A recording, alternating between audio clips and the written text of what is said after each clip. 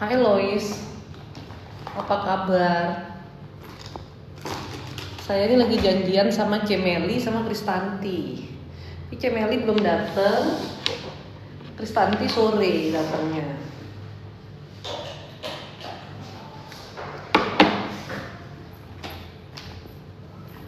Jadi iseng-iseng deh aku live dulu aja. Kenapa tasku penuh banget ya?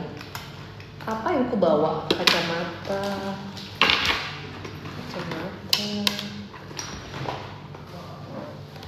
Puji Tuhan kalau baik. Emang kamu terus selalu baik-baik saja ya? Jangan kamu tuh error. Kalau kamu gak baik-baik saja, berarti kamu error.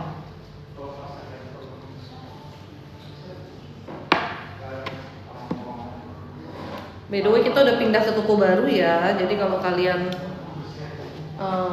ada yang mau mampir, ya udah jangan ke toko lama. Ngapain mampir ke toko lama udah gak ada orang? Kalau kita semua sudah di sini guys.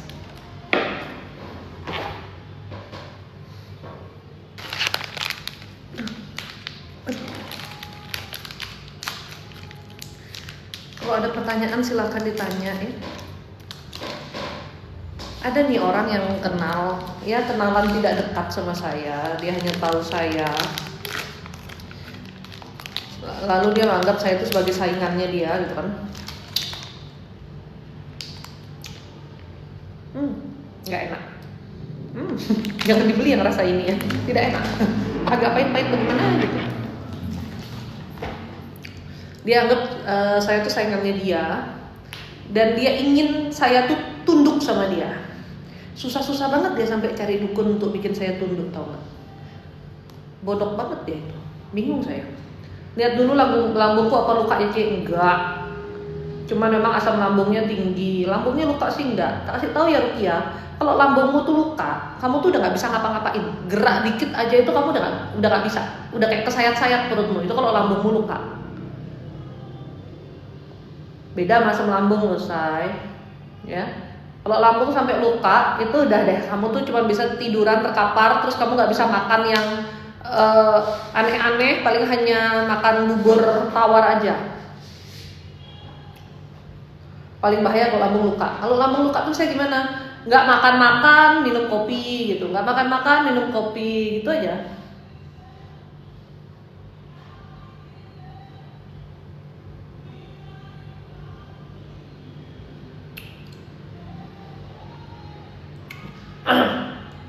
Aduh ini permen gak enak banget. Gak enak banget.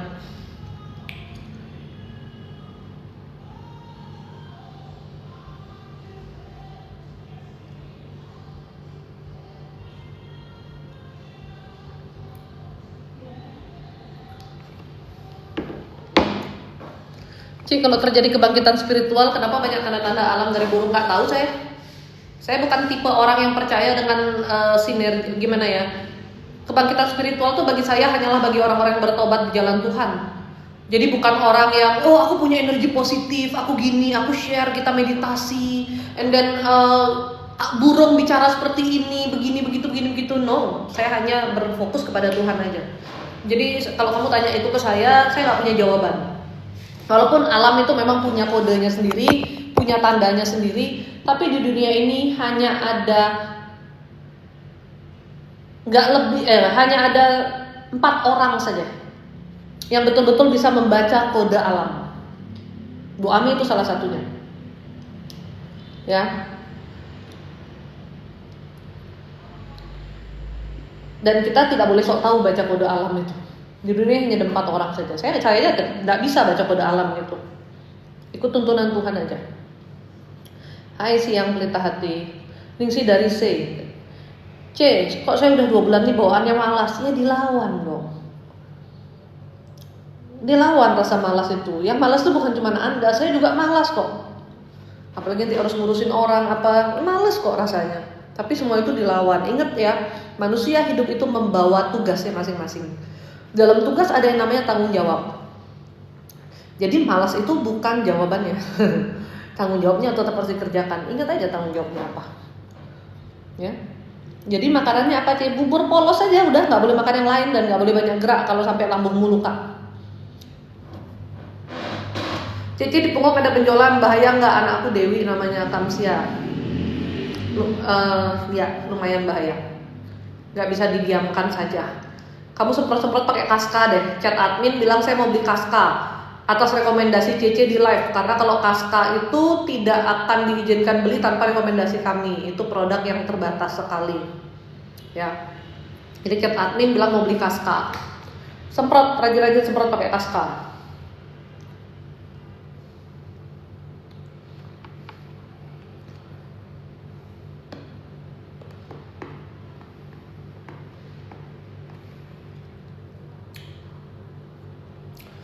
By the way, saya mau nanya, emang di daerah Kupang lagi ada apa ya? Mungkin kalian yang tinggal di daerah Kupang, lagi ada apa daerah Kupang? Duh, ini permen gak enak banget. Sangat tidak enak. Dea, Kak mau tanya ya, tanya aja.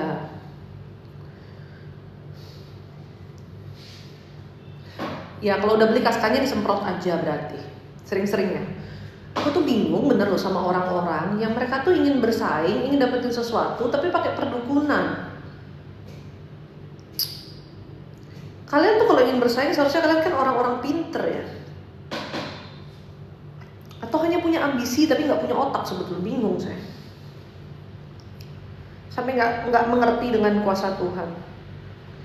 Oh, C bukan cuma males tapi sakit semua badan. Medis sama non medis. Medisnya 80% tapi. Udah dicek belum kesehatannya? Jangan apa-apa tuh juga berpikirnya non medis mulu. Ini Kristanti sama C Emily udah kebawain oleh-oleh, kebawain parfum. Osnya manusianya nggak datang. Heran deh.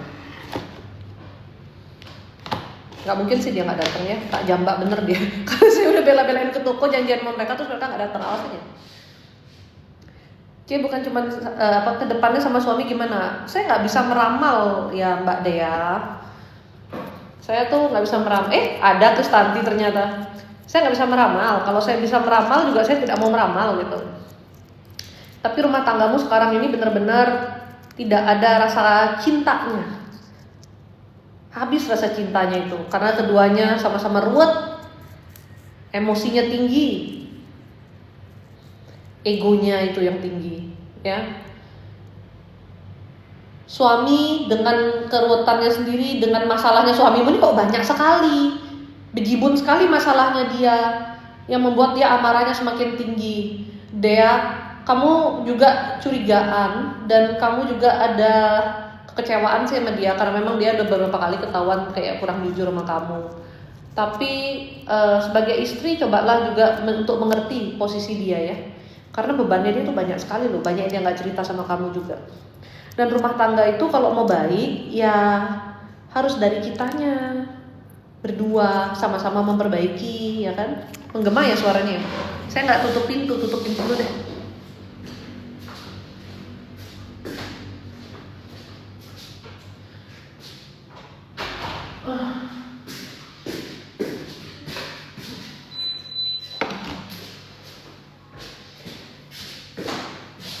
Udah masih menggema nggak ya?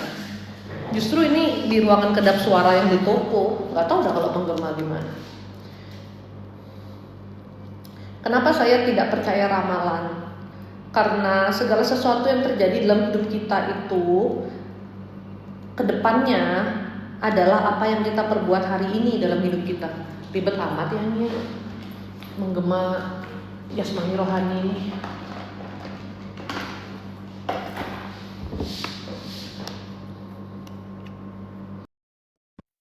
Lebih jelas nggak ini? Mudah-mudahan lebih jelas ya. Kalau nggak jelas juga nggak tahu deh nih harus berbuat apa. Dengan nggak ada rasa cinta boleh nggak cerai? Sebetulnya sih ya, kalau cuman nggak ada rasa cinta itu bukan alasan untuk bercerai, walau sering dipakai alasan sama orang lain. Itu bukan alasan bercerai sayang.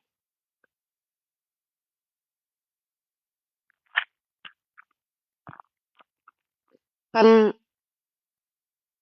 gimana ya? Rasa cinta itu pasti hilang loh dalam pernikahan. Kalau tidak dipupuk, kalau tidak ditumbuhkan, yang namanya rasa cinta pasti hilang. Makanya jangan cuma nikah karena makan cinta. Nanti kalau rasa cintanya udah habis, makan hati jadinya, ya. Kita nggak bisa mengharapkan rumah tangga itu terus-terusan seperti em, masa-masa honeymoon, masa pacaran, nggak bisa. Tapi kenapa Tuhan tidak bilang harus mencintai pasangan? Tuhan bilangnya mengasihi pasangan. Karena mengasihi itu long lasting kasihnya. Cinta itu lebih identik dengan nafsu sebentar. Tapi kalau kasih itu terus-menerus harus kita lakukan. Beda ya. Cinta itu menggebu-gebunya memang sesaat. Tapi mengasihi itu beda kan. Makanya kalau dalam pernikahan tidak disuruh mencintai saja, mengasihi. Kalau orang bilang jatuh cinta pada pandangan pertama, orang-orang yang jatuh cinta pun nggak tentu nikah sama yang dia cintai, tapi dia harus mengasihi pasangan yang dia nikahi gitu loh.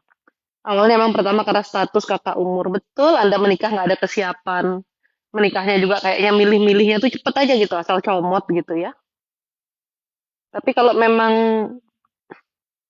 kembali ke keyakinan agama Anda masing-masing mengizinkan Anda untuk bercerai, silahkan dilakukan. Tapi kalau Anda tanya benernya sama saya, apakah perceraian semudah itu? Seharusnya tidak, gitu. Walaupun saya bukan orang yang melarang orang lain untuk bercerai, enggak. Saya sering menyampaikan juga. Bahkan kalau ada orang yang larang orang untuk cerai, saya juga bilang, coba aja kamu yang di sepatunya dia. Kalau kamu bisa melewati gitu, ya. Kalau asam lambung tinggi obatnya apa, C? Minum Devarati. Itu udah paling ampuh tuh. Chat admin aja nanya Devarati. Dia nggak bisa memupukin dari suaminya. Kasih itu dipupuknya berdua. Memang tidak bisa salah satu pihak. Suami terus yang memupuk ke istri tanpa ada balasan dari istri juga nggak bisa. Istri terus yang memupuk ke suami tanpa balasan dari suami nggak bisa. Karena ini namanya rumah tangga, say. Berdua ini harus mau. Suami istri harus mau. Dalam kasih itu ada permakluman, ada toleransi, dan yang paling utama dalam kasih itu mengampuni. Apapun yang pasanganmu lakukan buruk, yang satu harus mau mengakui kesalahannya, yang satu harus mau mengampuni kesalahan pasangannya. Makanya berumah tangga nggak gampang. Jadi jangan terlalu egois ya. Kita juga bilang suami saya nggak bisa gini, suami saya nggak bisa gitu. Kita sebagai istri juga ada peran kok dalam rumah tangga ini. Memang benar kalau suaminya baik, ya istrinya pasti lebih bahagia. Kalau istri sudah bahagia, istri itu ibarat jantungnya rumah tangga. Tapi apakah tugasnya suami itu hanya membahagiakan istri? Matilah suamimu capek. Tugasnya istri juga harus bisa membahagiakan dirinya dan bisa jadi penolong untuk suami. Kita juga harus bahagiakan suami kita loh. Adil kan? Suaminya sukanya apa? Apa yang dia butuhkan dari kamu? Suamimu juga sebenarnya cuma butuh didengerin kok. Karena sebenarnya saat ini pun dia nggak punya teman bicara. Jadi jangan kaget kalau dia mencari teman bicara yang lain karena kamu tidak pernah mendengarkan apa yang dia omongin. Semua itu ada sebab akibatnya. Saya perempuan tapi saya nggak selalu membela perempuan ya. Lihat kasusnya gitu. Kita harus lihat-lihat. Ada orang yang emang bisa dibela, ada yang kagak bisa dibela. Ya sudah bagaimana. By the way, ada 3 tahap ketika Tuhan mau mengubah hidup kita. Tapi kita sering abai dengan ketiga tahap ini. Yang mana itu membuat proses Anda jadi lambat. 3 tahap ini nggak diperhatikan, sehingga susah membuat kita untuk menerima apa yang Tuhan perkenankan dalam hidup kita. Ingat, Tuhan tidak pernah perkenankan yang buruk. Tuhan itu selalu memperkenankan yang terbaik bagi kita. Kalau kita bisa menyadari. Makanya ilmu sadarnya harus dipakai. Sorry C, saya udah di Penang, nunggu mau masuk ruang operasi kateter. Doakan ya C, semoga Tuhan melancarkan semuanya. Dokternya pun Tuhan yang jamah, Tuhan yang gerakkan, Tuhan pakai semua ilmu dan kepandaiannya untuk menolong Anda. Dan Tuhan yang sungguh-sungguh hadir dalam operasi tersebut memberikan kesembuhan bagi Anda. Amin. Nama obatnya Devara. Tanya aja ke admin saya obat untuk asam lambung gitu, nanti dikasih tahu. Tapi harganya saya nggak tahu, saya nggak pernah ingat harga. Harga sunlight aja saya nggak tahu, harga berasnya saya nggak tahu. Penuh nanti otak kita. Ya, kembali lagi, ada 3 tahap sebenarnya. Kalau Anda menyadari, itulah tanda bahwa hidup Anda sedang mau diubah oleh Tuhan. Yang pertama itu tahap seleksi. Kadang-kadang kita merasa, kenapa sih setiap jalan saya tuh tertutup Tuhan? Kenapa sih apa yang saya kerjakan itu kok terhambat? Kenapa sih Tuhan, saya sudah mau sama cowok ini, saya sudah mau sama perempuan ini. Kenapa hubungan kami putus Tuhan? Kenapa sih Tuhan kok kayaknya ada-ada aja dalam hidup saya tuh. Jalan-jalan yang saya mau tempuh itu sepertinya semuanya gagal, semuanya tertutup. Ibarat pohon ya, kalau mau pohon itu tumbuh besar dengan baik, kalau Anda suka berkebun gitu ya, untuk menghasilkan buah-buah yang baik, pohon itu juga harus dipangkas ujung-ujungnya. Makanya kalau firman Tuhan berkata, dahan-dahan yang tidak berguna itu akan dipangkas. Benar seperti itu. Apa yang nggak baik yang ada dalam hidupmu akan dipangkas oleh Tuhan. Mungkin kamu kehilangan orang-orang yang menurutmu kamu udah mau banget nih sama dia dalam hidupmu. Dari kacamatamu mereka itu baik gitu. Tapi kenapa Tuhan membuat kamu menjauh dari orang-orang itu? Menjauhnya biasanya karena ada masalah ya. Nggak ada orang yang baik-baik saja tuh menjauh. Kalau persahabatan mungkin punya kesibukan masing-masing bisa menjadi jarak. Tapi biasanya kalau sudah sama-sama dewasa, paham. Ya kan? Sama-sama dewasa itu paham pasti. Kalau orang sudah punya kesibukan masing-masing memang gitu loh. Tapi kembali lagi, banyak hal yang mungkin Tuhan sedang pangkas dari hidup kita. Termasuk mimpi-mimpi yang buat kita, itu adalah sesuatu yang besar banget yang ingin kita gapai. Tapi Tuhan pangkas. Orang-orang yang buat kita, aku mau sama dia loh, Tuhan pangkas. Eh, Hal-hal yang mungkin kita bilang, saya mau sekolah di sini, saya mau kuliah di sini gitu. Tapi Tuhan tidak izinkan di situ. Tuhan sedang melakukan seleksi itu dalam hidupmu. Sesuatu yang kamu gagal untuk dapatkan, sebetulnya Tuhan sedang melakukan seleksi untuk membawa kamu ke jalan yang Tuhan mau. Kamu nih loh harusnya kamu ditempatkan di sini. Kamu ini loh harusnya kamu tuh bersama si ini gitu. Karena kalau Tuhan tidak melakukan seleksi itu dalam hidupmu, maka kamu akan menempuh jalan yang salah, melakukan hal-hal yang salah, hidup dengan orang yang salah, kecuali sudah menemukan proses ini di dalam diri saya, yaitu ketika saya waktu itu trading saham. Secara manusia, saya berpikir saya bisa kaya dari trading ini. Apalagi saya sudah belajar, saya ikut kurs. Jadi saya bukan cuma pakai feeling, saya sudah melakukan yang terbaik yang saya bisa. Kita nggak boleh investasi tanpa kosong-kosong kan, kita harus belajar kan. Jadi saya belajar. Saya lakukan yang terbaik. Saya punya teman-teman yang support juga. Tapi kenapa? Mereka cuan saya enggak. Heran nggak? Dan itu karena kebodohan saya atau karena bagaimana saya juga udah nggak ngerti, nggak ketemu jawabannya. Suami saya dia programmer, dia sampai buat program, nggak bisa juga. Belakangan saya ketahui memang kami tidak boleh di situ. Tuhan tidak izinkan. Waktu itu saya stres berat. Kenapa semua jalan saya seakan-akan buntu di situ? Saya sudah punya akses yang bagus, saya punya orang-orang yang mau support saya punya modal juga untuk trading bukan dalam jumlah kecil gitu ya. Sampai akhirnya uang saya hilang miliaran juga. Tapi kenapa? Kok nggak berhasil yang saya mau? Tuhan cegah di situ. Ada hal-hal yang saya pikir ini baik untuk saya, tapi Tuhan cegah. Itu cukup banyak. Hai, sendiri kamu? Nih, iya parfumku wangi, terus aku bawain kalian parfum juga. Ya, kamu nggak mau dikasih? Nggak, aku kasih minta. Aku punya banyak. Terus aku udah bosen juga sama baunya Jo Melon nih. Iya, yang live nggak dapat, yang dapat cuma yang kesini aja.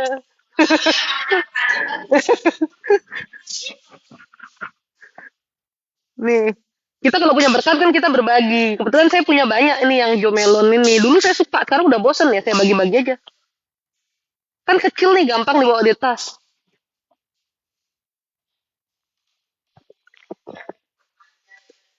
Kenapa? Ah, lebay kali. Yang ini aku lupa. Ini kan dulu aku sempat produksi.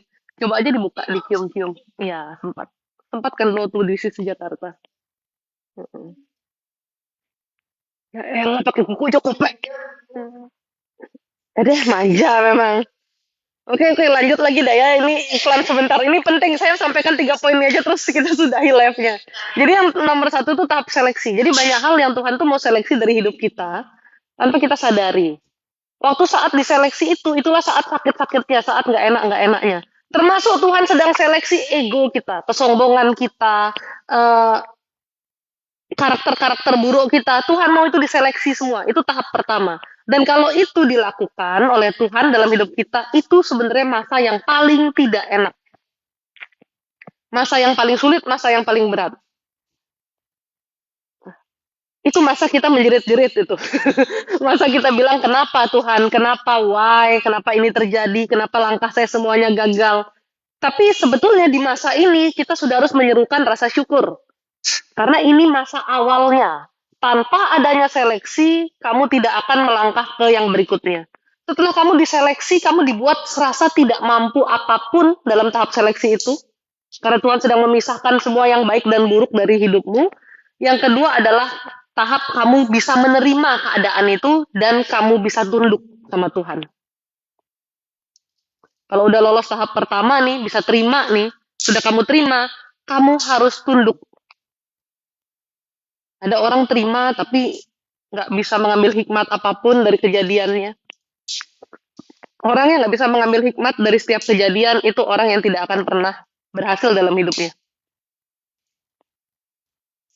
Orang-orang kayak gitu kebanyakan kalau ada sesuatu nyalahin orang lain. Kan harusnya dia belajar. Nggak ada sesuatu yang terjadi dalam hidup kita tanpa makna, tanpa maksud. Kalau kita jeli, kita bisa dengar hikmat Tuhan di situ. Kita bisa lihat hikmat Tuhan di situ. Jadi tahap duanya itu setelah kita diseleksi, kita harus tunduk sama Tuhan. Oh ternyata Tuhan hilangkan ini dari hidup saya. Apa ya mau Tuhan? Apa ya keinginan Tuhan? Tuhan mau bawa saya kemana ya? Saya ikut, saya tunduk gitu. Kalau Anda lolos di tahap penundukan diri ini, Anda ikut maunya Tuhan, baru Anda sampai ke puncaknya, yaitu nomor 3, di mana Anda akan menerima perubahan besar-besaran dan pertolongan dalam hidup Anda. Ini kedengarannya gampang banget, 3 step doang gitu kan. Diseleksi sama Tuhan, masalah-masalahnya, karakter-karakter buruknya, di mana di tahap seleksi ini tujuannya biar kita belajar, dan di yang tahap keduanya adalah kita menerima dan tunduk sama Tuhan, ikut yang Tuhan mau. Yang di nomor 3 itu maka akan terjadi perubahan besar-besaran. Yang ketemu dengan kita, orang-orang yang datang ke kita, biasanya mereka sedang mengalami tahap nomor 1. Tahap seleksi. Tahap lagi digebukinnya, sudah nggak tahan. Sudah jerit-jerit minta tolong sama Tuhan. Syukur-syukur minta tolong sama Tuhan, karena ada juga yang minta tolongnya sama setan lagi, kedukun dia. Tempeleng juga nih lu kedukun lagi lu. Ya. Biasanya yang orang yang melewati tahap seleksi ini mau ketemu dengan kita. Minta jadwal konsul gitu, sedang melewati tahap seleksi, lagi berat-beratnya kehidupan, stres-stresnya, lagi banyak jalan yang tertutup, lagi banyak masalah dalam hidup gitu. Mereka bertemu dengan kita untuk kita kasih tahu, kenapa sih kamu jadi seperti ini? Sebetulnya apa sih yang buat kamu seperti ini? Itu biasanya seperti itu. Dan kita kasih tahu bahwa kamu harus mendekatkan diri ke Tuhan. Solusinya apa untuk masalahnya dia? Solusinya itu selalu deketin diri ke Tuhan, nggak ada masalah lain. Nggak ada masalah lain, hanya satu saja. Nggak ada solusi lain. Itu dulu yang nomor 1. Setelah itu kalau ada petunjuk-petunjuk arahan lainnya pasti akan diberitahu. Karena kadang-kadang memang ada pada beberapa orang tindakan-tindakan yang harus dilakukan gitu. Sebentar. Disuruh Sherlock nih. Si Shirley mau kesini udah gue marahin dia. Ya. Jadi orang-orang itu datang supaya mereka bisa menerima. Oh Tuhan maunya begitu. Oh, Tuhan seperti ini, Tuhan seperti itu. Oh, aku harus deketin diri ke Tuhan. Di tahap nomor 2 ini, ya, Meli pun sudah mau 2 tahun. Ada yang sudah berapa bulan, ada yang berapa bulan. Kenapa kalian nggak lulus-lulus? Itu pertanyaan saya. Di tahap nomor 2 ini. Setelah Anda melewati tahap nomor 2 ini, memang sulit untuk tunduk sama Tuhan tuh sulit. Kontrol diri, kayak gitu-gitu kan sulit ya. Tapi bukannya nggak bisa loh, saya aja bisa kok. Saya orang yang ego, yang keras kepala. Ini 2 bulan aja saya bisa. Saya nggak ngerti nih kenapa sampai mau 2 tahun nggak bisa. Helena lagi satu tuh. Semua ini bikin darah Cece mendidih mereka. Kalau sudah tahu yang benar, lakukan yang benar. Udah sesingkat itu aja sebenarnya hidup itu di jalan Tuhan itu loh. Sudah tahu yang benar apa, lakukan yang benar. That's it. Nggak usah bertele-tele, berehe-eho gitu, nggak usah. Ya. Tapi di tahap 2 ini memang setiap orang punya waktu yang berbeda-beda. Karena penundukan diri itu kita sedang lawan-lawanan sama diri kita, sama ego kita, sama keinginan-keinginan kita. Semua itu harus dilepaskan untuk ikut Tuhan. 2 bulan itu penerimaan saya ya, untuk penundukan dirinya ini dilakukan setiap hari. Tapi begitu kita sudah berhasil untuk tunduk, untuk oke Tuhan aku ikut gitu. Mungkin kita belum menjalani tapi hati kita sudah bilang oke Tuhan aku ikut, I will do yang Tuhan mau gitu. Di situ terjadi perubahan besar-besaran, shifting besar-besaran. Seakan-akan semua jalan terbuka. Mungkin bahkan hati orang yang kita pingin ubah selama ini kita pingin tarik dia tapi dia nggak berubah-berubah, bisa berubah dalam sekejap mata. 3 proses ini, shifting perubahan besar-besaran. Masalahnya nanti dimasukin berarti. Masalahnya gini, Cek. Kayak kamu contohnya. Kamu kan nanya, kenapa ya ini kok belum berubah-berubah? Kenapa kok begini? Aku pengen pindah, kenapa? Kamu kan dikasih waktu 7 bulan kontrol emosimu. Sebenarnya begitu itu lulus, semuanya berubah. Makanya kenapa aku tuh terus warning kamu. Bu Ami terus warning kamu juga. 7 bulan aja, waktumu tuh singkat, gampang kamu 7 bulan itu. Maksudnya dibanding orang lain tuh ada yang lebih panjang. Kamu kan 7 bulan. Bener-bener full kontrol diri. Dalam 7 bulan itu kamu full kontrol diri, luka batinnya suamimu pun bukan hilang sih. Setidaknya terpulihkan sebagian besar dari yang pernah kamu buat ke dia itu terpulihkan.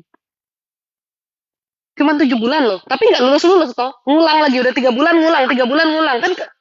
Kan apa dikamplengi, ya tapi lumayan daripada sebelumnya 2 minggu ngulang, 4 bulan ngulang. Berarti kan naik tingkat terus. Yang memperlambat berarti siapa? Kamu kan? Tuhan kasih waktu tuh semua orang tuh punya waktu yang sama. Memperlambat kamu karena kamu sedikit-dikit dengan pikiran negatif kebawa lagi lost doll lagi. Kontrol dirinya nggak ada. Makanya kalau orang tanya, kok Cece bisa 2 bulan aja, 2 bulan aja, Bu Ami aja nggak nyangka juga aku 2 bulan doang, tapi kayak aku udah mau terima gitu. Karena aku tuh orang yang berpikiran simple. Yang benar apa, lakukan yang benar, udah gitu. Ya kontrol dirimu lost doll sekali loh. Nggak ada kedewasaan emosi, kamu sama Alden, kamu sama. Lagi nggak suka apa, Alden kan gitu, anak saya. Apa-apa tuh marah dulu, nangis dulu gitu, ngambek dulu. Ya, ya ini sama ini. Ya, cuman kadang aja dia udah punya anak juga. Ini anaknya ngurusin dia, bukan dia ngurusin anaknya. Jadi di tahap nomor 2 itulah di mana Anda sebetulnya sedang berproses. Ya. Untuk shifting besar-besaran ada perubahan hidup.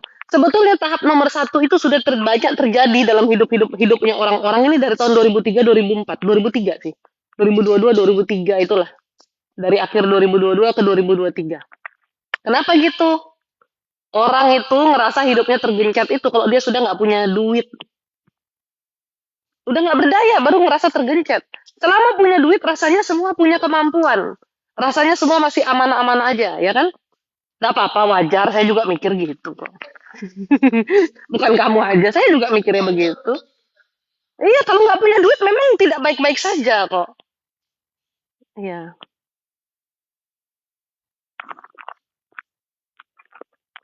Kalau tidak punya duit itu memang tidak baik-baik saja. Beda, kalau punya duit mungkin bebannya lebih ringan sedikit, tidak banyak mikir. Tapi jangan salah, orang yang punya duit juga stres kok. Kamu jangan salah. Ya.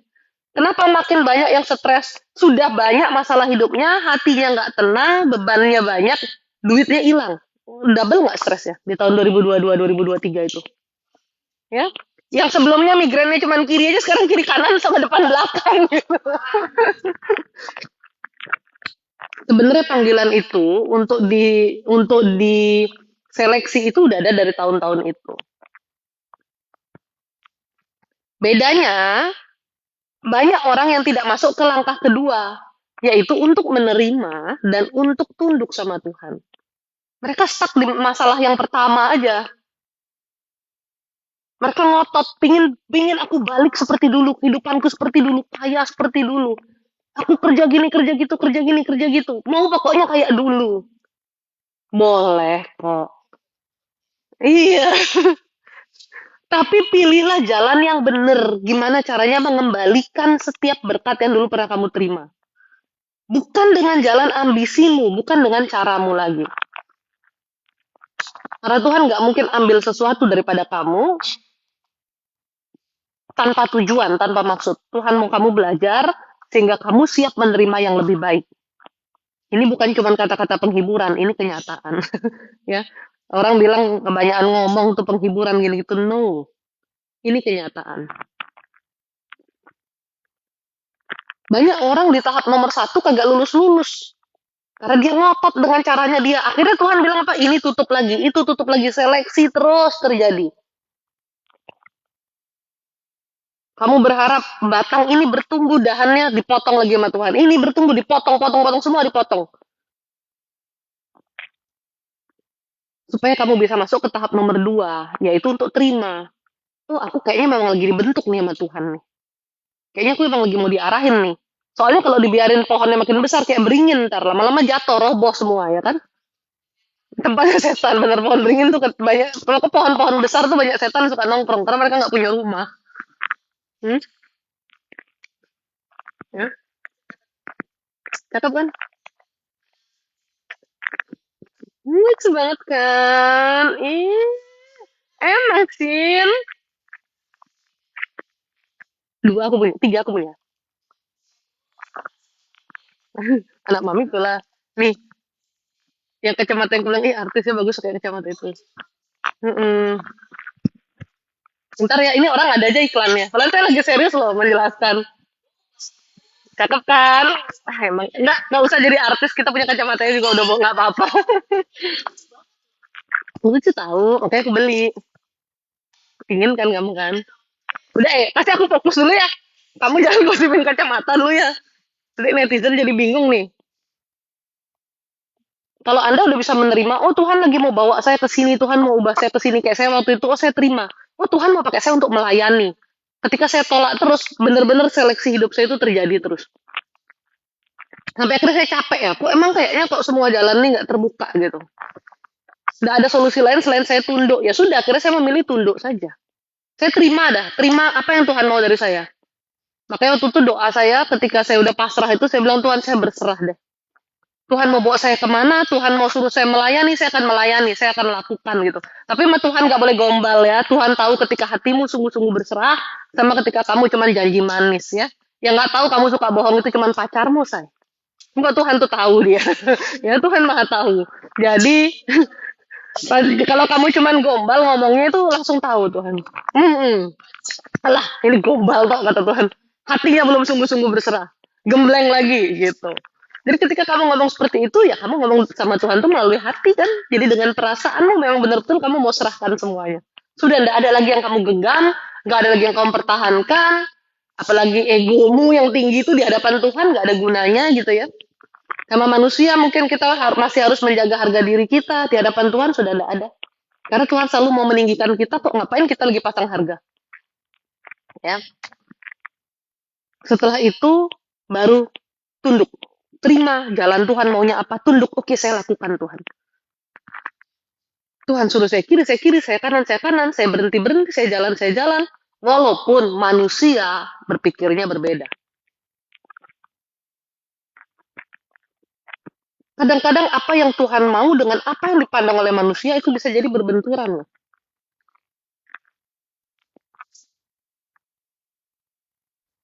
Saya pikir ketika saya melayani, apa yang saya lakukan itu baik.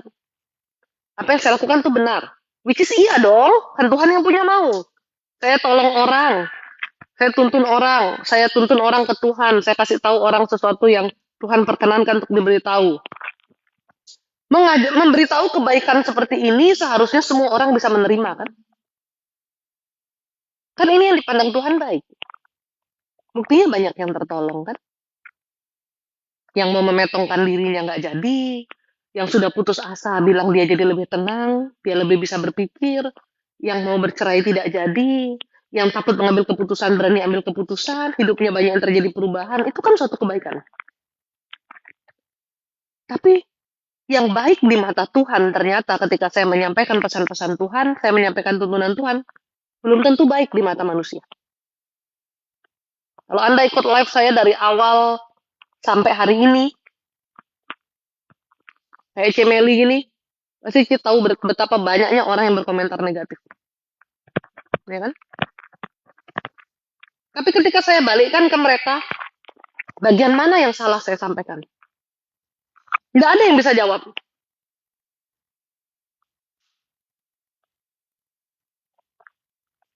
Berapa banyak kayak Cemeli, dia pingin tolong temennya, dia kasih tahu temennya, itu loh coba keluhkan. Berapa banyak pandangan miring orang lain. Kamu bergaul sama yang kayak gitu-gitu, kamu sesat dan lain sebagainya. Hmm? Lalu yang saya lakukan tuh visi misi Tuhan loh. Saya nggak lakukan visi misi saya. Kalau visi misi saya cari duit, saya nikmati, saya tidur.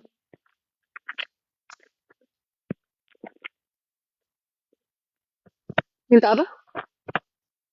Oh. Jadi ketika kita menjalankan apa yang Tuhan mau, ingat satu hal, belum tentu itu yang manusia lain pandang baik. Terus dari mana Cece tahu kalau itu memang yang Tuhan mau? Nih, ada damai di hati. Ada perubahan baik yang kamu rasakan. Ada jalan yang kamu lihat. Ada titik terang dalam setiap masalah kamu. Kalau kamu ikut pandangan manusia, baiknya manusia itu beda-beda. Anda yang stay di live saya ini 95% berpikir apa yang saya sampaikan benar dan baik. 5%-nya lagi nih ada dukun yang lagi coba-coba, udah nggak usah coba-coba. Ya, nggak ada kerjaan emang. Penasaran banget sih. Paling kalian tuh udah punya foto saya banyak juga nggak bisa-bisa kan. Mungkin kamu masih datang ke sini, jarak dekat baru bisa. Saya tempeleng. Ya kadang-kadang mereka berpikir lewat foto lebih cepet gitu. Kan rugi ya uang kamu cetak foto saya ya. Udah nggak punya duit pakai cetak foto saya lagi. Nah, Anda stay karena Anda berpikir apa yang saya sampaikan benar. Tapi banyak orang di luar sana, ketika saya nyampaikan kebenaran pun, mereka nggak mau terima. Ketika kita lakukan sesuatu yang benar menurut Tuhan, banyak orang yang akan tidak terima. Nanti ketika Anda berusaha tunduk, berusaha ikut jalan Tuhan, pasti ada orang-orang yang bilang, kok kamu sekarang begini? Kok kamu sekarang begitu? Contohnya nih, orang yang biasa ditekan batinnya, biasa berhadapan dengan orang manipulatif, disuruh ambil tindakan, oke sekarang kamu ambil tindakan, kamu jauhi orang itu. Ketika dia menjauhi orang-orang sekitarnya yang manipulatif itu bakal bilang, kok kamu sekarang berubah? Katanya kamu kenal Tuhan, tapi kenapa kamu sekarang menjauhi orang-orang sekitarmu? Mereka karena mereka nggak sadar mereka toksik. Ular berbisa tidak sadar kalau mereka itu berbisa, kalau mereka itu beracun gitu loh. Jadi ketika kamu ambil satu tindakan yang sudah Tuhan perkenankan, satu tindakan yang baik, jangan kaget kalau kamu yang dicap buruk. Tapi Tuhan akan membuktikan semuanya pada waktunya. Maksudnya? Enggak, aku enggak ini, cuman bagi-bagi aja. Ya, kenapa kalau aku cuma mau berbagi, kamu suruh aku jualan? Aneh ini Cemeli ini, dikasih parfum dia tanya, saya masih jualan. Orang mau berbagi disuruh jualannya. Nggak, agak ante-ante dia. Yang penting ya, ketika kita melakukan apapun itu dalam hidup kita, jangan lupa berkaca. Ya, punya kaca di rumahnya masing-masing? Punya nggak? Yang besar kacanya. Kurang besar itu masalahnya. Ya, saya beli lemari ukurannya 2 meter, kaca semua. Kenapa? Biar jelas kalau ngaca. Kamu kalau pergi keluar rumah, masa kamu nggak ngaca? Ada orang pergi keluar rumah nggak ngaca? Nggak ada, pasti ngaca. Salah-salah pakai, apalagi perempuan ya, eyelinernya meletot dikit aja udah. Gimana? Alisnya ketebalan sebelah gimana? Pasti berkaca. Saya maunya berkaca dari ujung kepala sampai ujung kaki kelihatan. Waktu awal saya pindah rumah, saya nggak punya kaca. Belum beli kaca, belum beli lemari. Terus teman saya ada yang mau coba baju di rumah, saya bilang, tapi saya nggak punya kaca loh. Dia bilang, kamu nih antik sekali. Saya dibilang antik karena saya waktu itu belum punya kaca. Saking antiknya ini. Iya, Jaya ini soalnya ruangan tertutup pakai peredam, tapi kenapa gitu kata suami saya tadi nggak ngerti. Tapi ini masih ada kan suaranya? Masih ada suaranya. Masih aman kan? Masa ya? Oh. Oh iya berarti emang memang teredam. Soalnya kalau orang kesurupan kan teriak-teriak nih sampai bikin ruangan yang benar-benar ketutup gini. Oh, untuk keluar kedengeran dikit nih. Mm. Jadi sampai mana tadi? Sampai lupa. Tiap kali dipotong-potong lupa saya. Sampai mana tadi? Oh, berkaca. Kenapa berkaca? Jangan sampai Anda berpikir Anda sudah melakukan apa yang Tuhan kehendaki, tapi tidak. Maksud saya tuh yang saya bilang kaca tadi bukan kaca di rumahmu, kamu udah cantik kok, udah ganteng semuanya, please deh, ya. Nggak mungkin tiap hari kamu nggak mandi. Ada yang males mandi, kesetanan kamu ya. Minimal mandi sehari 2 kali, say. Itu minimal. Kalau lebih nanti kulitnya juga ledes ya kan. Setidaknya setiap hari Anda pasti pernah berkaca gitu loh. Jadi, berkacanya tuh dari mana? Firman Tuhan itu kaca rohani Anda. Firman Tuhan tuh kaca hatimu, kaca pikiranmu. Jangan cuma ngaca penampilan tok. Baju sudah cantik, ya nggak? Celananya udah paling modis masa kini, yang robek-robek di bagian pantat, paha, semua robek, udah nggak tahu lagi udah saking modis ya. Ya kan sekarang kan lagi trennya kan macem-macem gitu. Sepatu dari yang tinggi pendek, udah semuanya udah kamu pakai terserah.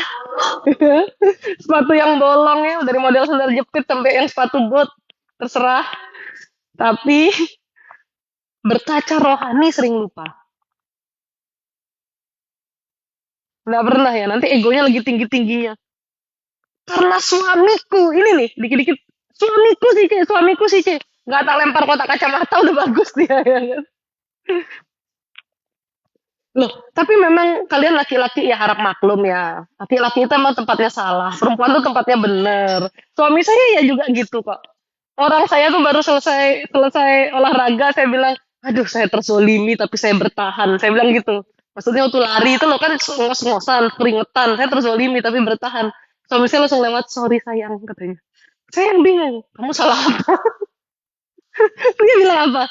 Soalnya Koko kebiasaan disalahin, selalu disalahin. Jadi sebelum apa-apa dia minta maaf duluan. Oh, berarti memang tabiatnya. Mungkin saya tanpa sadar juga sering ini salahmu gitu ya. Iya, ada bagusnya juga ya. Tapi sebenarnya dia sadar nggak sih kesalahannya apa? Iya, untuk tidak memperbesar masalah sepertinya. Padahal nggak ada yang salah. Nah, kebanyakan kita seperti itu. Kita tuh lupa berkaca rohani kita. Hati kita gimana? Kita lupa berkaca. Jangan-jangan kita nih orang yang penuh iri dengki. Aduh, jangan ya.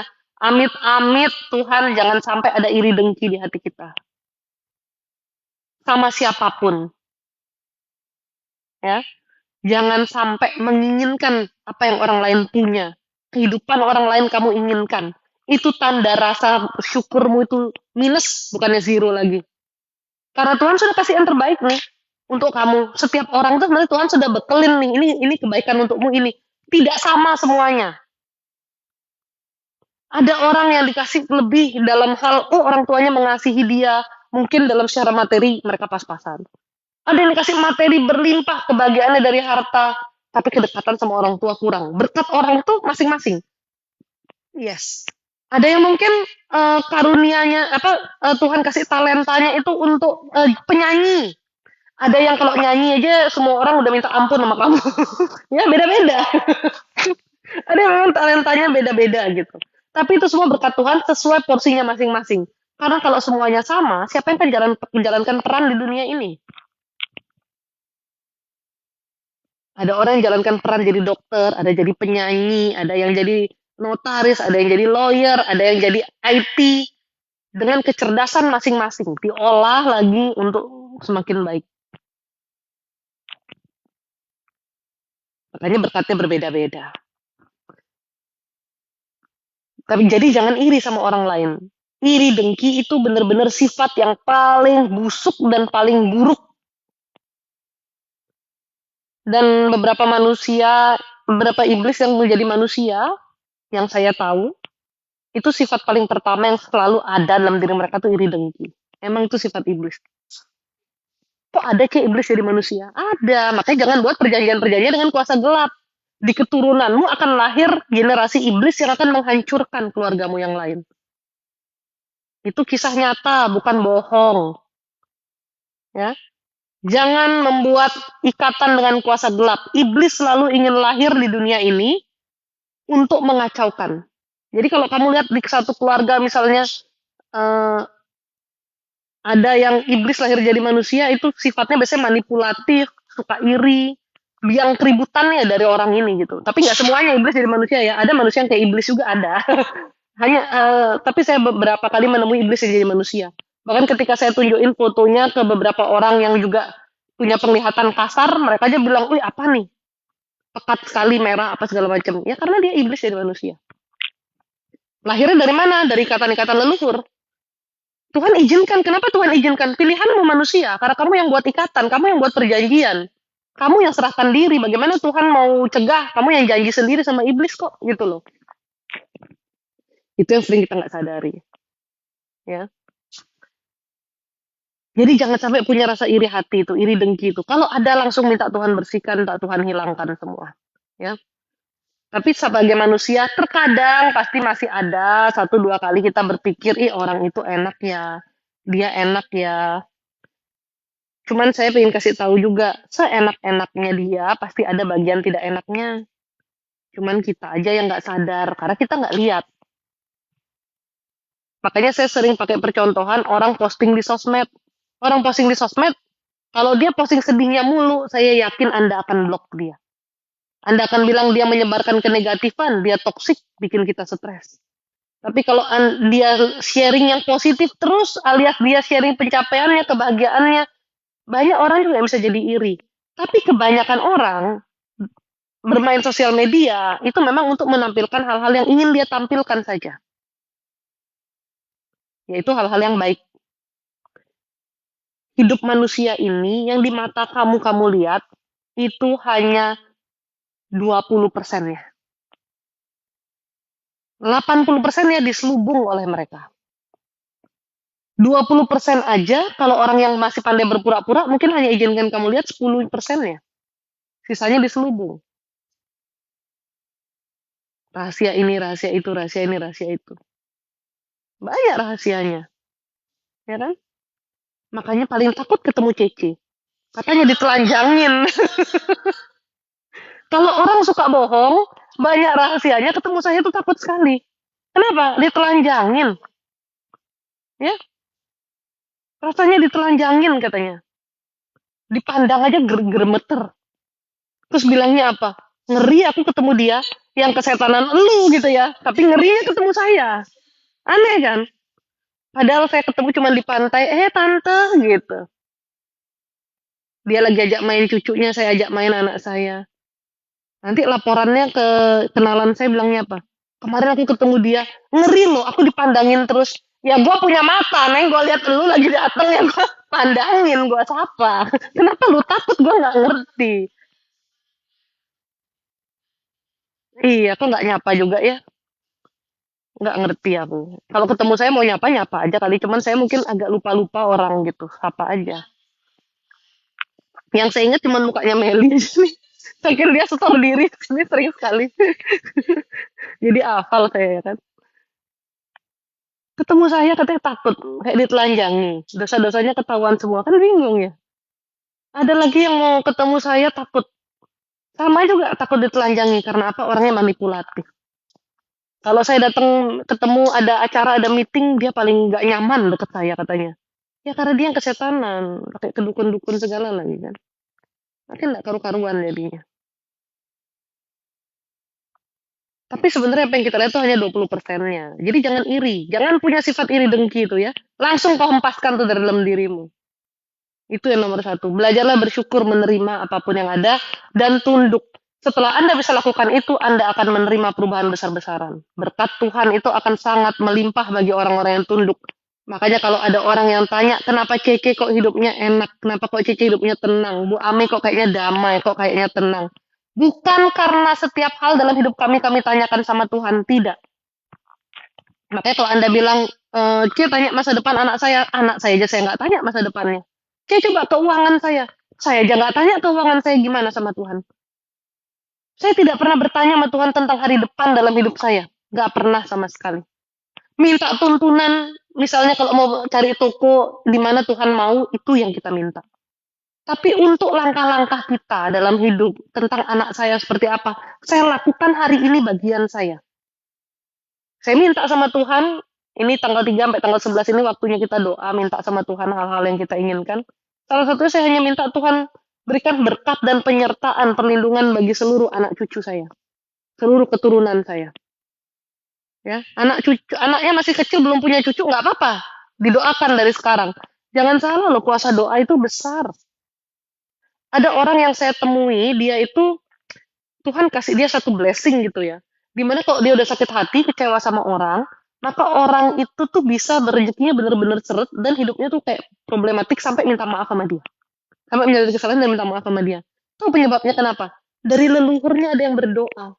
Minta dikasih berkat penjagaan Tuhan bagi anak cucunya. Tuhan pilih ke orang ini. Kayak Shirley tuh. Leluhurnya yang doa. Minta ke Tuhan. Di leluhurnya nggak menerima.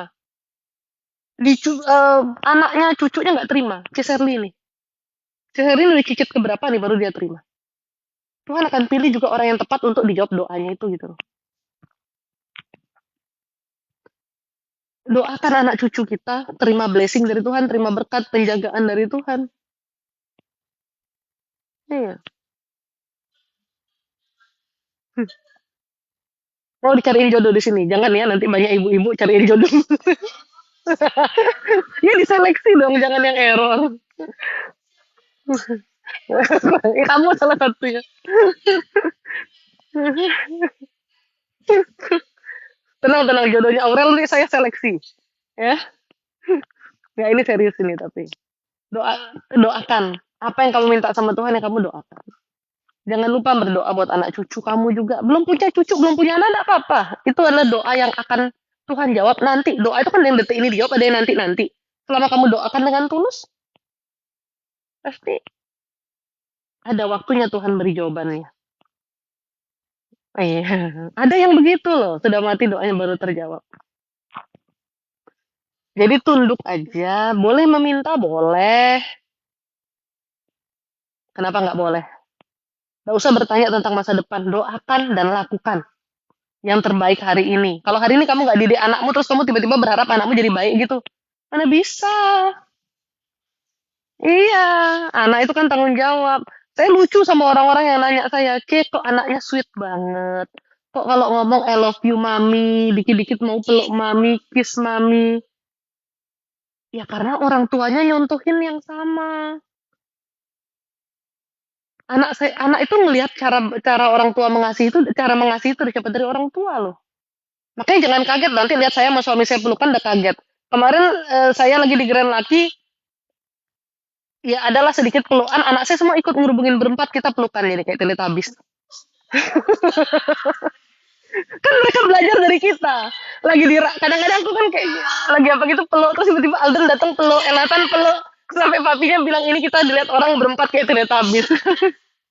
Kalau misalnya papinya kiss saya, nanti anaknya bisa bilang aku juga mau kiss mami, mau kiss mami. Jadi lihat contohnya.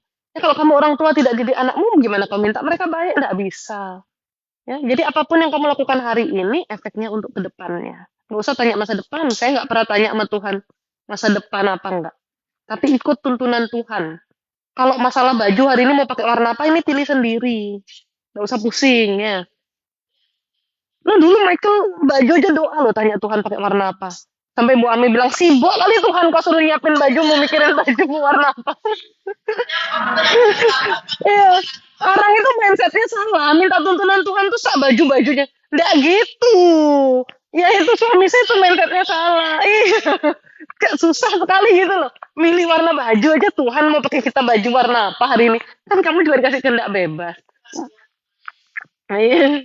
Untuk hal-hal penting, hal-hal besar itu ya tunduk. Untuk aktivitas dailymu ya lakukan bagianmu. Jangan sampai bangun tidur nanya Tuhan aku sikat gigi nggak ini ya. Ya udah tahu harus sikat gigi gitu. Kamu jangan bikin marah deh. Iya, iya, ini odolnya yang apa Tuhan? Odolnya di ujung sikat doang apa seluruh sikat? Kamu jangan aneh-aneh ya.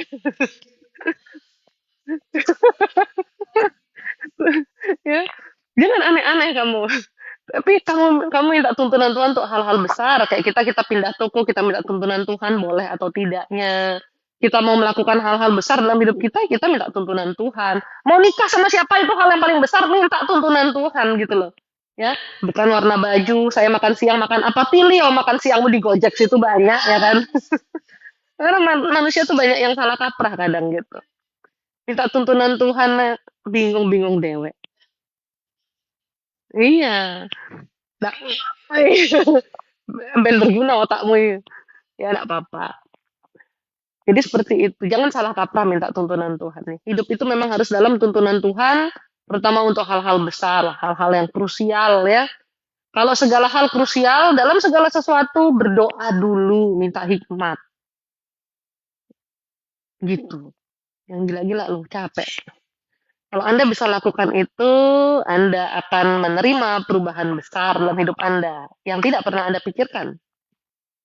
Seperti yang saya alami. Kenapa saya bisa beri kesaksian ini? Sudah mengalami. Tuhan itu begitu baik dari apa yang saya sampaikan, saya sudah mengalami. Shifting besar-besaran, perubahan besar-besaran. Dari segi karakter, pertama pasti wadah hatinya Tuhan sudah ubahkan, karakter berubah, pola pikir berubah, seluruh kehidupan saya berubah. Aku malu banget sama Cece dan Bu Ame sebenarnya nih. Iya, ini juga salah satunya Helena nih ya. Bagus kalau kamu malu. Tidaknya kamu mau berubah jadi lebih baik. Iya. Kemarin tuh dia telepon saya, bilangnya, "C, boleh aku telepon nggak?" Saya yang telepon langsung kan. Kalau udah kayak gitu biasanya saya langsung telepon. "C, aku nggak boleh kasih makan 5 ekor anjing di depan rumahku. Aku diancam," katanya. Ada yang bilang dalam diriku kalau nggak boleh. Saya pikir ini lagi satu nih, sibuk amat Tuhan. Ngurusin lu kagak boleh kasih makan anjing ya. Pakai dong otaknya juga ya. Pakai dong logikanya. Itu kan sesuatu yang baik untuk dilakukan, mengasihi makhluk hidup lainnya, berbagi sama mereka. Masa kamu diancam sama iblis-iblis dalam dirimu bilang jangan kasih makan kamu nurut. Ini kan anti, ya. Terus tadi pagi pertanyaan-pertanyaannya lagi, bagaimana cara saya menghadapi orang ini, cuy? Dia kayak nggak suka sama saya, dia kayak gini kayak gitu. Cuekin, mau diapain? Mau dijambain? Sampai saya bilang kirimin hampers, siapa tahu berubah. Datang ke rumahnya bawa hampers. Kalau perlu bawa duit di dalam tas sekarung. Kasih ke dia. Berubah jangan-jangan dia kan jadi Sailor Moon kali. Heran deh. Ya sudah, orang kalau jahat tuh urusan hatinya dia. Lah kita ini dayanya apa gitu loh. Fokus sama diri kita aja. Fokus sama diri kita aja gitu ya. Terus nanti ya kalau saya bilang sama Helena, awas ya kamu kalau nelpon-nelpon saya untuk hal-hal nggak penting gitu lagi. Terus dia gini, maafkan aku Cici, aku sebenarnya gini gitu, gini gitu, gini gitu. Panjang dah dia kayak bikin koran permintaan turut berduka cita dan bela sungkawa di koran itu. Aduh, aku gak ngerti kenapa Helena pengecutnya luar biasa sih. Penakut sekali gitu. Heran aku.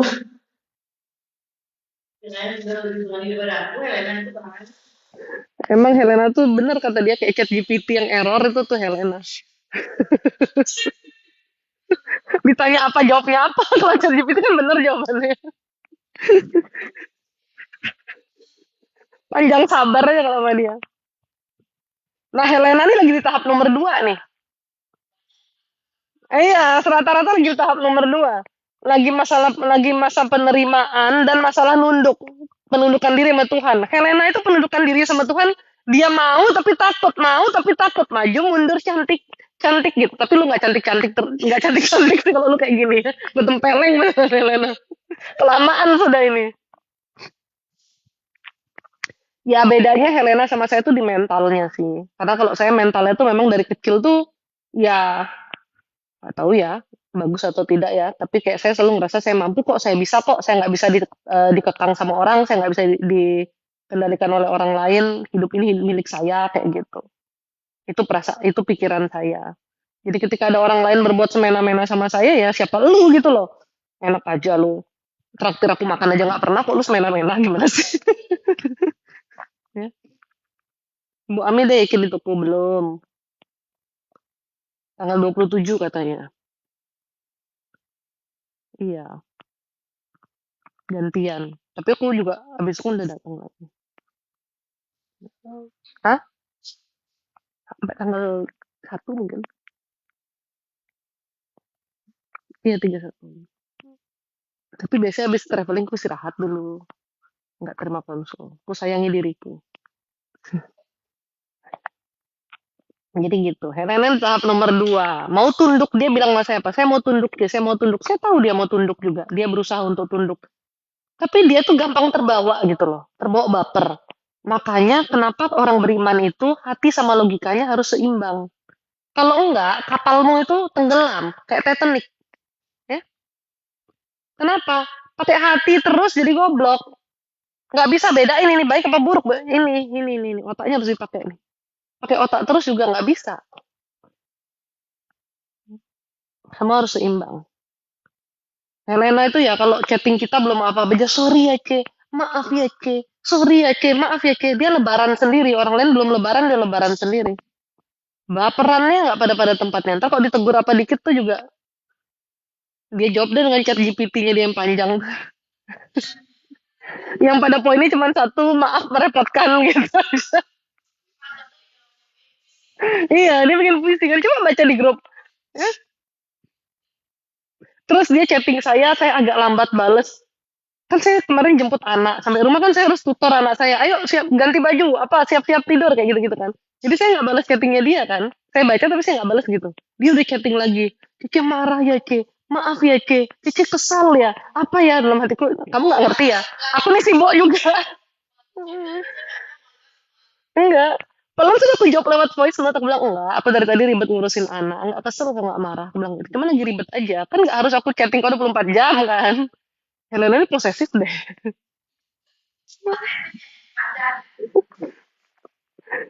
Ya, jadi seperti itu, guys. Kalian ini yang ada di live ini, sebagian besar masih di tahap 1. Yang di tahap 2 hanya beberapa orang aja. Hidupnya lagi banyak yang berantakan, yang lagi kacau, udah kayak telur orak-arik. Mau dicari bentuknya bingung, namanya juga telur orak-arik ya kan. Banyak yang di tahap nomor 1. Tahap nomor 2 baru sedikit. Yang bisa menerima baru dikit. Apalagi yang tunduk. Helena minta aku ngulangin tahap 1, tahap 2. Pak sentil juga lu, makanya kalau orang live tuh dari awal hadir. Ya, ini udah mau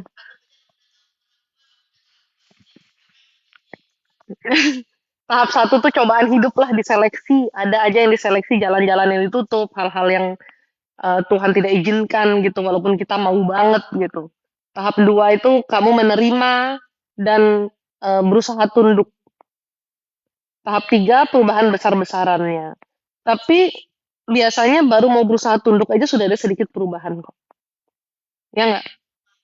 Iya. Tapi kan ada perubahannya sedikit. Ada yang membaik lah, walaupun nggak 100% langsung berubah gitu. Ya. Shirley, aku di mana, C? Tahap 1 baru menerima. Tunduknya masih separuh juga belum, seperempat juga belum. Kebanyakan manusia ini masalahnya di mana?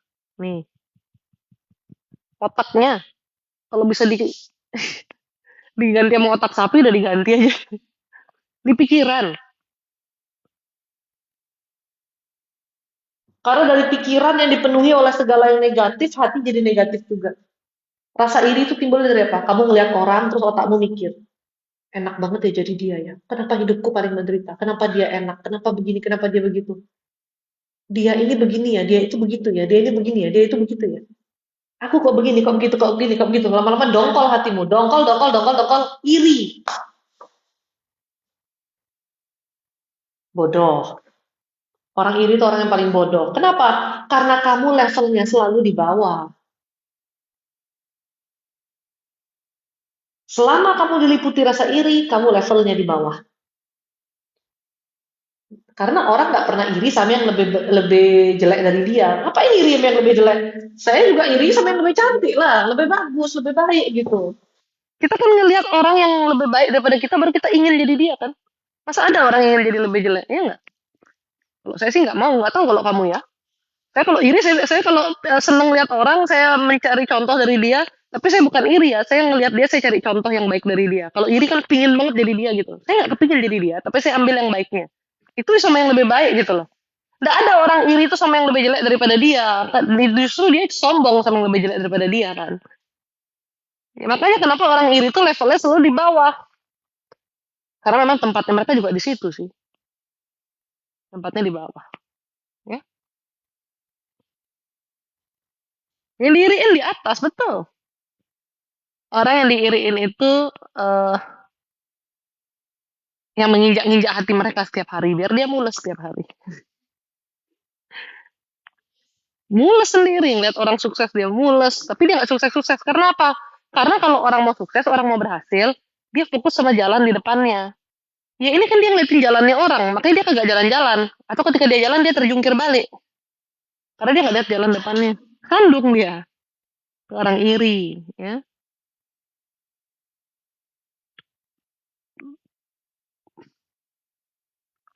Coba Anda tanya diri Anda di tahap berapa? Jangan semua tanya Cici. Punya dong kesadaran diri, merenungi dong.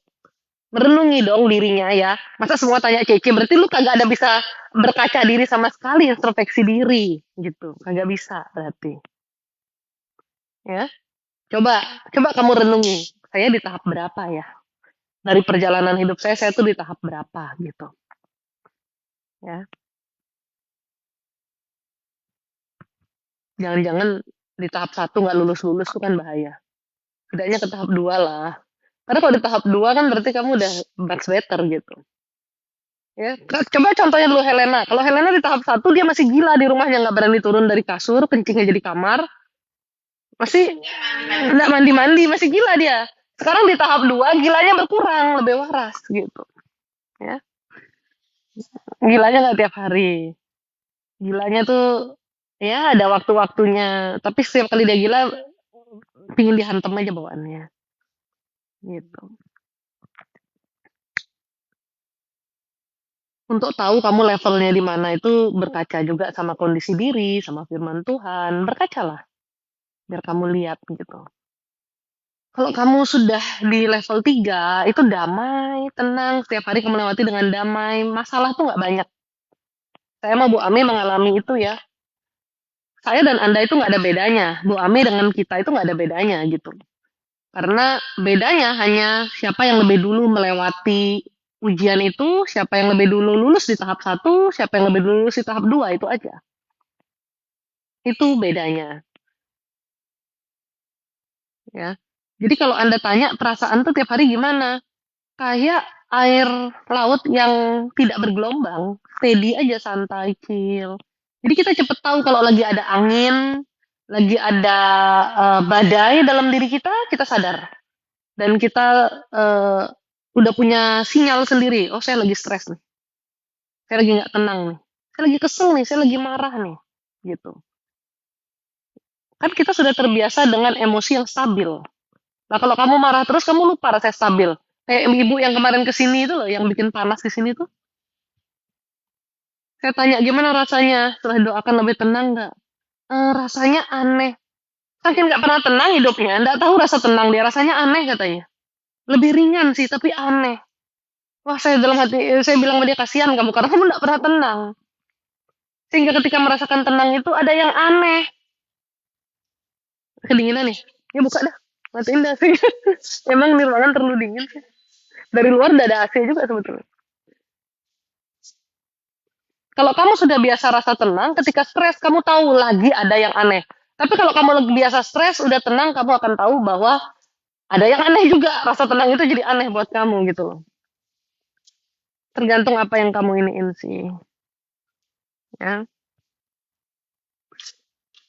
Karena manusia itu pandai beradaptasi. Sampai-sampai orang yang stres terus pun dia sudah beradaptasi diri. Rasanya hari ini kalau nggak stres ada yang antik nih, ada yang aneh nih, ada yang beda nih. Orang yang marah-marah pun kalau nggak marah hari ini kurang nih ya. Kenapa aku nggak marah hari ini? Kenapa dunia baik-baik saja? Oh, udah enggak ya? Kalau dulu kan rutin ya. Iya. Karena sudah terbiasa. Karena sudah terbiasa dengan perasaan-perasaan yang buruk. Manusia itu makhluk yang gampang beradaptasi tau. Kenapa ada orang yang bisa hidup di Antartika situ? Dengan suhu minus yang segitu parahnya. tinggal dalam rumah yang terbuat dari es gitu. Iglo ya namanya. Iglo ya. Tubuh manusia tuh beradaptasi. Normalnya suhu manusia di suhu berapa? Iya, tapi karena dia sudah terbiasa di situ, gaya hidupnya apa. Kenapa ada orang yang tahan juga hidup di cuaca panasnya yang teriknya luar biasa tahan. Sudah dia tubuhnya beradaptasi. Sampai-sampai sama sebuah keburukan dalam diri kita pun kita sudah beradaptasi jadi mendarah daging gitu ya. Jangan kepinteran ya. Mendarah daging sama yang buruk-buruk. Kan bahaya itu. Ya. Ya berarti Anda harus beradaptasi ulang dengan hal-hal baik. Jangan lupa. Oke? Okay? Leora sama anak itu nggak usah marah-marah. Walaupun kita sebagai orang tua tuh bawaannya kadang-kadang ya kalau anak itu nggak mau denger pasti kita jadi marah gitu ya. Tapi usahakan itu juga memberi nasihat. Jadi bukan dalam hal marah aja. Memberi nasihat kan kadang bisa sambil ngobrol biasa gitu. Saya kemarin tuh baru saya tegur anak saya. Papinya panggil, El Nathan. Dia denger kok orang dia cuma satu langkah di belakang papinya. Papinya panggil lagi El Nathan, diem dia. Ketiga kalinya El Nathan langsung saya bilang kayak gini, usahakan ya kalau dipanggil sama orang tua sudah denger maksimal 3 kali kamu nyaut. Ya mami, ya papi. Dia tuh maksudnya kan aku ada di belakangmu ngomong aja gitu loh maksudnya si El tuh. Kenapa kok papi nggak ngomong panggil namaku doang gitu. Tapi sautin, iya mami, iya papi gitu loh. Berarti kamu tuh denger. Ya saya nasihati dia, nggak langsung dipanggil nggak denger gitu kan.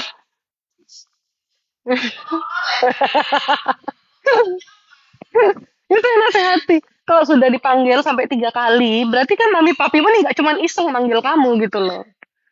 Ya, nggak tahu kenapa anak laki itu. Mungkin dia tuh mendengar kok. Saya tahu orang saya di belakangnya dia juga. Saya lihat papinya panggil tuh saya aja dengar. Papinya manggil dia kan nggak congek. Nggak ada punya masalah pendengaran gitu anak saya. Iya, maksudnya dia tuh gitu. Tapi nyaut toh, kamu kan dipanggil sama orang tuamu ini loh nyaut lah gitu. Dalam hati kayak dia nyaut apa ya cuman tuh kan nggak perlu dimarahin juga, dinasehati aja. Masalah kalau Reora ini, Meira ini kebanyakan gampang kali dia tensi gitu loh. Coba kamu minum obat turun tekan, obat untuk hipertensi kali apa gimana? Heran aku juga. Kadang anak itu kayak nggak denger tapi denger kok sebenarnya. Kita juga waktu jadi anak kan begitu. Iya, mbok ya nyaut gitu kan. Ya begitulah. Wajar, wajar, wajar. Oke, Seri udah datang belum sih? Masa gerusuk aja. Dari mana dia? Dari Amerika mungkin? Sini jauh kali. Enggak, makan sushi ya tadi. Tadi dia lagi meeting. Hah? Masa orang makan sushi langsung nggak diet kayak boleh lah dia makan sushi kayak. Mana rujaknya? Sebenarnya saya mau ngerujak si Meli nih. Makanya saya bilang ayo makan rujak ke sini. Tapi yang penting ngerujak Meli habis live-nya mati.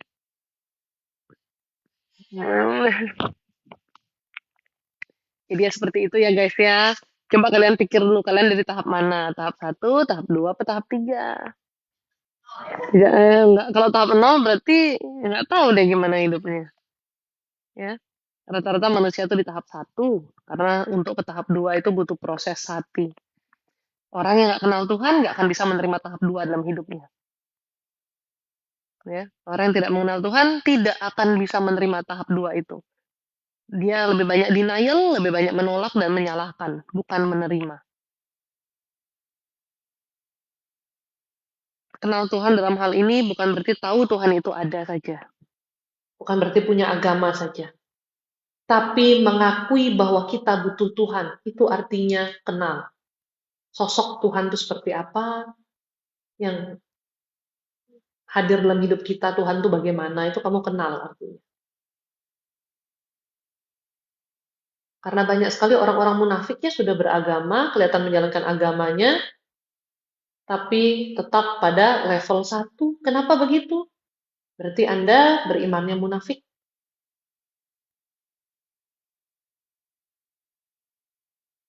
Karena kalau imannya sudah benar, langkahnya harusnya benar.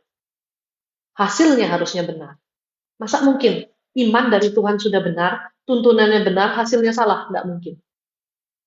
Kecuali ketika kamu merasa beriman, itu bukan iman yang benar kepada Tuhan, kamu tidak tunduk pada tuntunannya, hasilnya udah pasti salah. Tapi kalau kamu imannya sudah benar kepada Tuhan, langkah yang kamu ambil sesuai dengan tuntunan Tuhan, dengan kehendak Tuhan, hasilnya tidak mungkin buruk. Nggak mungkin, ya. Kalau udah bikin kue, bahannya udah bener, caranya sudah bener, masa hasilnya tiba-tiba jadi gini, jadi bakso, kan nggak mungkin, ya kan? Udah bikin kue, hasilnya udah bener jadi bakso, nggak mungkin itu. Oke, Jadi coba dipikir-pikir, Tuhannya yang mana. Karena melihat orang dari agamanya, nanyanya Tuhanmu yang mana, Tuhanmu yang mana. Karena merasa semua agamanya udah paling benar. Sekarang saya tanya balik sama kamu kenal nggak Tuhanmu yang mana? Kamu kenal nggak kehendak Tuhanmu? Kamu tahu nggak maunya Tuhan untuk hidupmu itu apa? Karena setiap orang yang sudah kenal Tuhannya dengan benar, tahu kehendak Tuhannya, tahu apa maunya Tuhan dalam hidupnya, nggak sempat nanyain orang lain Tuhannya dia yang mana. Karena kita ini semua belum ada yang 100% sesuai kehendak Tuhan. Nggak sempat kamu tuh menghakimi orang lain. karena dalam pengajaran Tuhan pun tidak boleh menghakimi. Orang yang kayak gitu justru dia tidak benar-benar kenal ajaran agamanya. Dia tidak benar-benar kenal Tuhannya. Itu artinya beriman yang salah menurut saya. Nggak tahu kalau menurut kamu gimana. Ya, mungkin menurutmu itu yang benar. Karena sudah sama-sama satu aliran yang terbaik. Buat saya sih enggak. Tuhan suruh kamu ngapain, kenapa kamu malah menghakimi? Oke? Udah live-nya aku capek. Terima kasih untuk kebersamaannya. Mudah-mudahan apa yang saya sampaikan yang kesannya singkat, padat, menurut saya sih jelas, nggak tahu kalau menurut kamu nggak jelas. Itu bisa menjadi hikmat untuk kamu. Kalau kamu butuh jadwal konsultasi, silakan chat admin, minta jadwal sama admin. Konsultasi hanya offline dan tidak berbayar. Ya, awas ada yang bilang Cece minta duit dari konsultasi. Tersinggung Cece kalau dibilang kayak gitu. Terus kalau Anda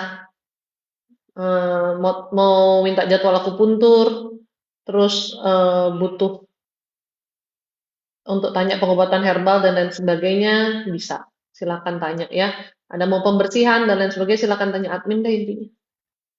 Anda punya pertanyaan yang singkat-singkat, bisa nanya juga di WhatsApp. Apa lagi ya? Mau tanya insurans juga bisa. Ya, silakan deh hubungin admin aja. Adminnya tidak usah dimarah-marahin, pasti Anda akan dibantu. Oke? Tuhan memberkati. God bless you. Bye-bye.